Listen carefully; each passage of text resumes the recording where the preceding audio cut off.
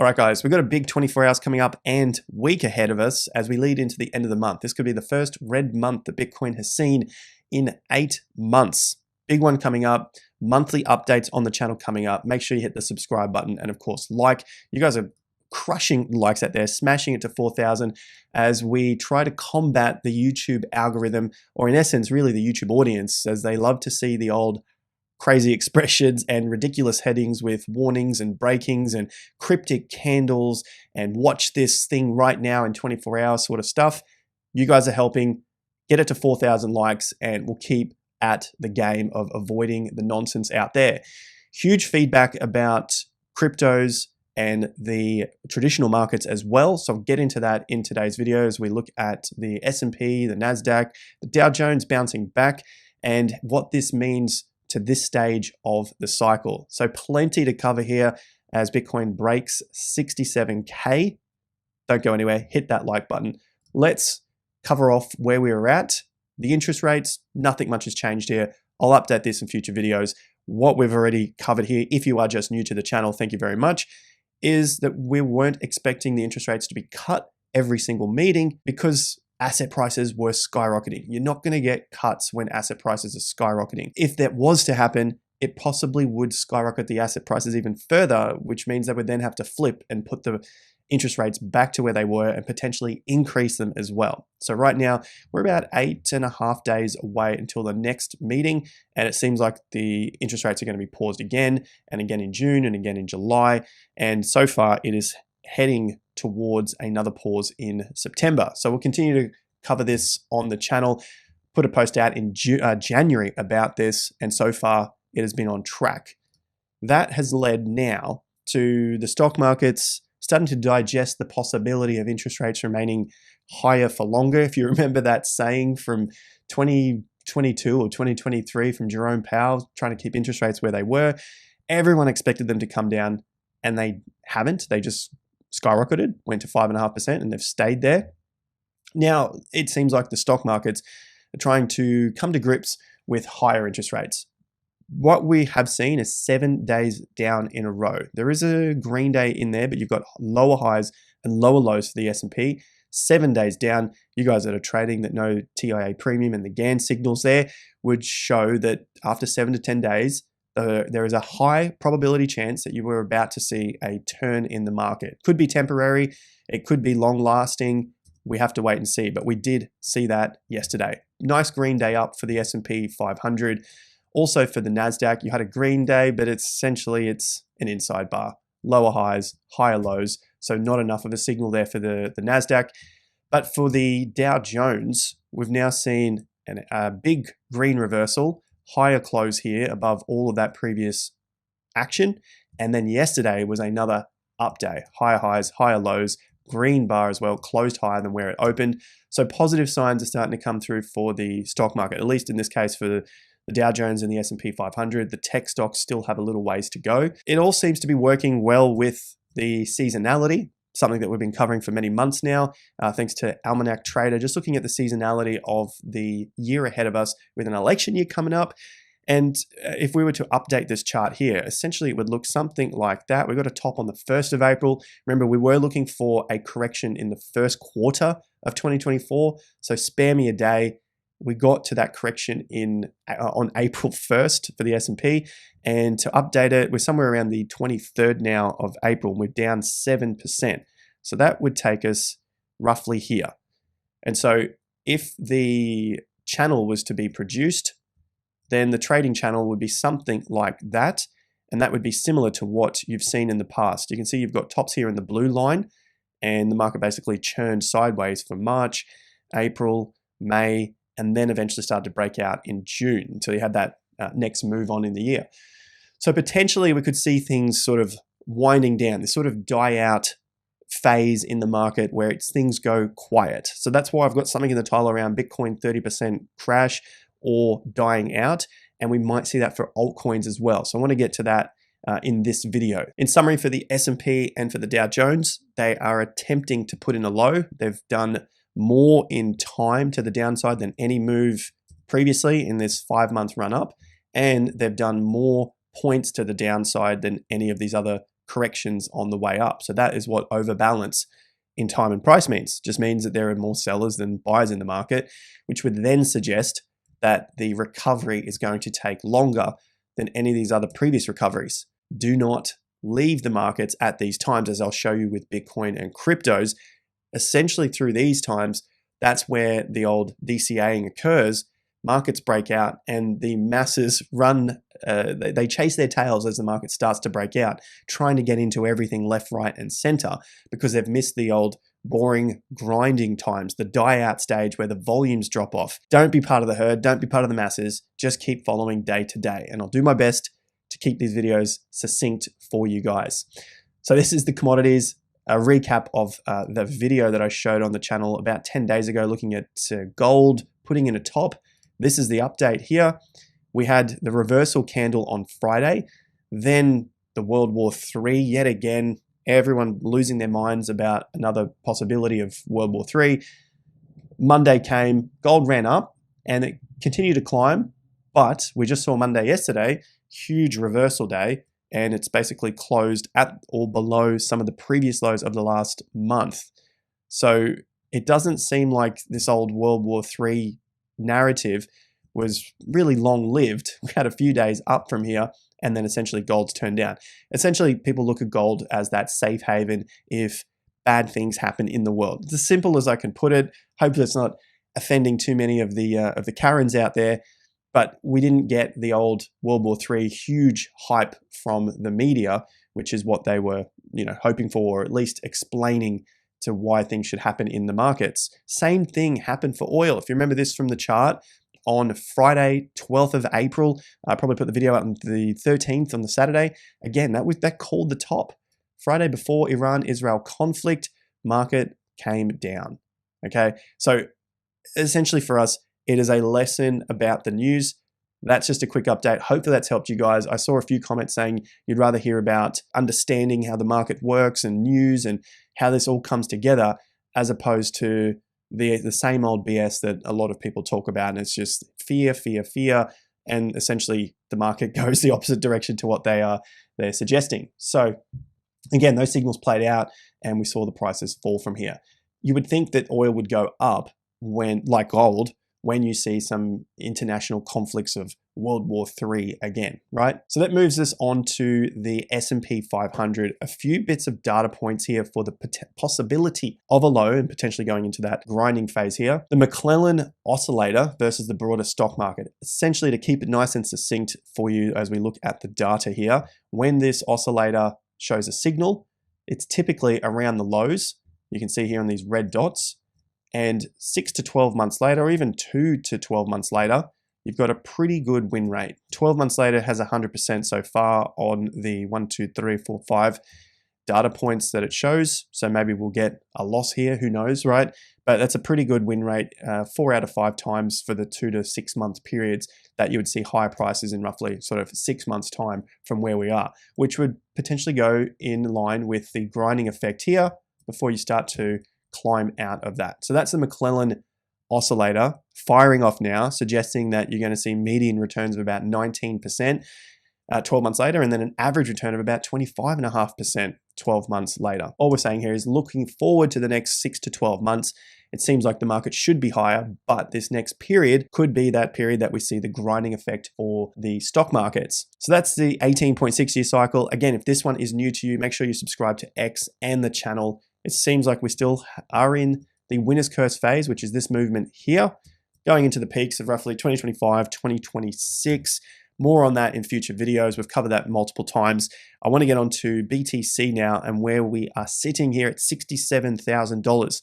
Yesterday's video, this was the key area that Bitcoin had to close above so that it could start its attack to consolidate above the 50%, which is 66,700, and those previous tops here at 66.9. So essentially that round number of roughly $67,000. That is going to be the key area for Bitcoin now to mount its attack to 69 and then 71. So overall, things are looking well to the upside. However, what we have seen is a lowering in the volume. It's not uncommon to see that if you are in a trading range. So let's keep that in mind. the thing we need to see moving forward is when it does break through, you start to see an increase in the volume so that there are more buyers coming into the market when it does break out. So right now it is a break, but it's not a very convincing break, similar to what we have back here. So this happened 8th of April. We had that breakout. It took out the $72,500 level, which was our gotcha bar, basically where the late masses got in and then the market tanked from there. So it took out the top of that bar, but closed lower. So it closed underneath the previous swing top here at 71,790, right? The close there was 71,600. So just 150 odd bucks lower than that top, which then signaled a reversal and a test of the underside, lower swing top formed, and then you had another collapse from there. So basically, well, it collapsed from 71K to 61K, okay? So I'm on the lookout here just because we had that lower close, 66.8, and the top here was 66.9, so 50, 60 bucks difference. So just keep in mind there, if we are to see another couple of days, this would be strong, closes above that level. The weakness now would be closes under that level, basically closes under the $67,000 level. That's going to be an important one, as I said in the intro, throughout the next 24 hours and week, because that would mean we have a close at the end of next week for the weekly bar and for the monthly bar, okay? So that is the deciding factor here to either, I think, potentially spell that crash, or we just basically die out sideways for the coming weeks, where the market would consolidate yet again to try and break back to that high. Now, this is our left-hand, right-hand translated cycle chart. On top of this, we've seen within cycles monthly turns around March or April. So they put in a top, like you could see back here in 2013. You get a correction, you get a grind out, price ranges contract, market builds again, puts in that solid base to then go on into that last stage of the cycle, giving us our right translated cycle where the market peaks at roughly sort of 2 to 3 year mark and then would decline after that point. We've seen it many times throughout each cycle where you do get a roughly, quarter one, quarter two peak, correction, consolidation, and then pump yet again.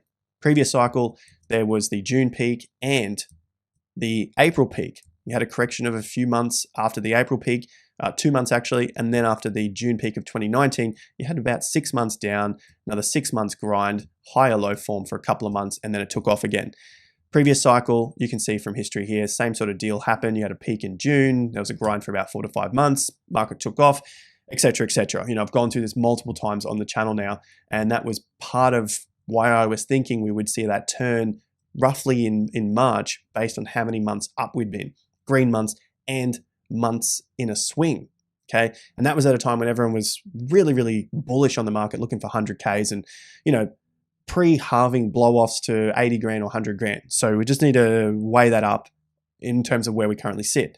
This would be the best thing to happen for Bitcoin and cryptocurrencies because we'd get a base forming and then we could skyrocket to new fresh prices, new fresh all-time highs. It would give us a strong foundation to build from. So hopefully you've understood that. We've got that. We can move forward from that point. Now let's go down to the daily chart here. What would that look like? Just as a bit of a guessing game here, we can use the schematic here from the previous cycle. So this goes back to 2020, looking at the halving of May. So right back here, that's just a copy paste of that.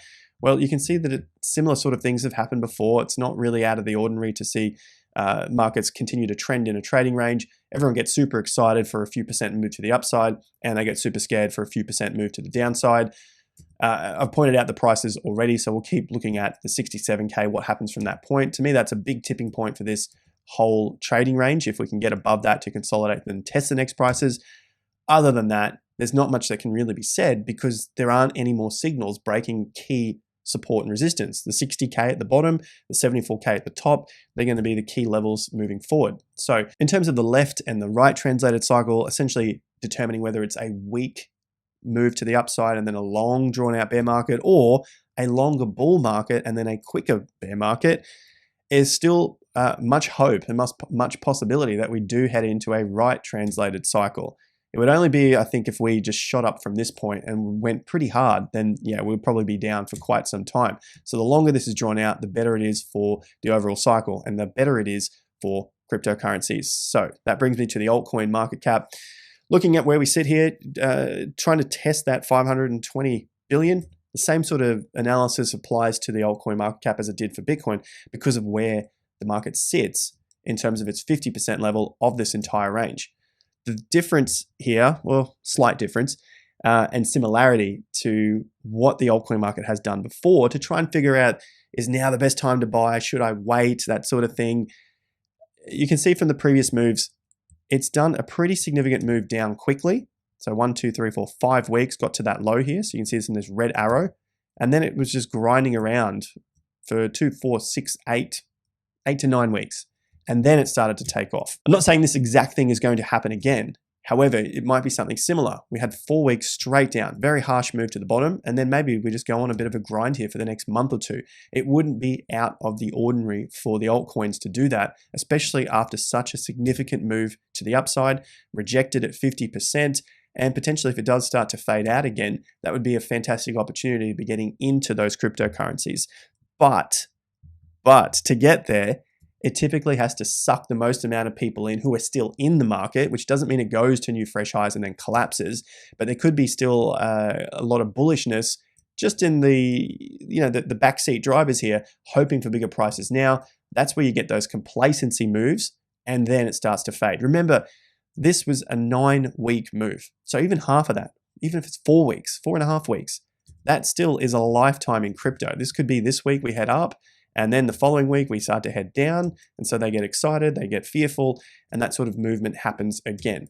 The way you would know that that is not going to happen, it's not going to come back down, is if it starts to consolidate above key resistance levels, which would then become support. And right now, that major 50% at 580 billion is the key level to be watching for the altcoin market cap to get above and consolidate. For now, these could still be little pumps to the upside. Nice little alert going on here for render. We're seeing some strong altcoins coming through. Speaking of which, Solana's hasn't been too bad. Keep in mind what I just talked about here, this little pump up and then potential fade out. Solana's been reasonably good. It doesn't mean it's going to be a failure if it fades out. It just means it needs more time. And I did mention earlier about the volume profile here. So that could just mean that we're going to see a bit of a grind between key support and resistance levels until that volume dries up, and then you see those higher volume breakouts. What am I talking about? Go back to 2023. You can see you had a big volume breakout, and then it just faded out and the volume dried up. Then it started to break out yet again. Look at the volume increase. It broke out and it faded out to the downside right here and put in a higher low. And then it broke out again on higher volume, and the retracements were getting shorter and shorter until it got into this final peak here at 180,000 Satoshis on huge volume. So that's the sort of profile that I'll be looking out for in this next stage. Maybe we start to run up here. You'll see maybe some increased volume, but then it fades out, which is absolutely okay. It's just showing you've got higher lows forming on the macro scale here. So that's what I'm looking out for when it comes to altcoins, looking for those stronger alts. ETH, another good example here of altcoins that are basically lagging where some of the stronger stuff is. However, we are getting towards the end of some of these moves, or potential end. Based on the previous cycle, you can see ETH has broken down from its support before, and it's broken down from its USD low. There's the USD low, there's the support, it's broken down from that before. Bitcoin hit a new all-time high, it's put in a higher low at that point, and then started to move. So in terms of the timing, I'm still looking towards this Q2 to see whether we're going to get this bottom form for some of the stronger altcoins, which could then set things off for the second half of 2024. Heaps more coming up on the channel. Hit that like and subscribe. I hope this has helped you out in the short term for those altcoins and that potential of a 30% correction on Bitcoin. It's really going to come down to what happens over this next week.